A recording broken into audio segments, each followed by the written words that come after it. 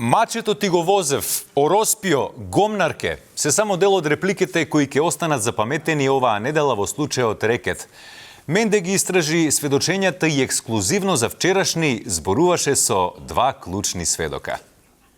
За да не биде оти само моите колеги Златев и Ефтов прат истражвања, јас ка си реков, оти мора да направам едно ексклузивно интервју со главните сведоци во случајот Рекет. Тие се најклучните и последни сведоци во случајот Рекет. Во случајот Рекет. Да не го негвам со најавата, многу директно да му поставам по неко прашање. Убаво звучен тросет.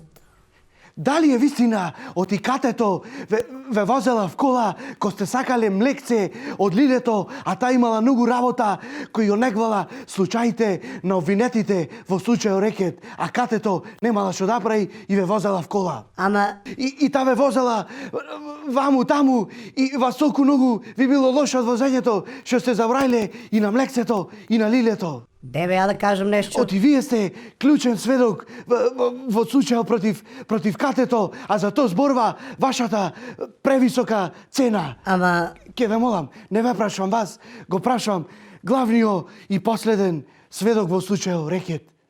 Троседо. Шо го не дуиш Троседо, бе, това не зборе глуп. Абе, хај са, ти не ме онегва и ти, и тој ме онегва.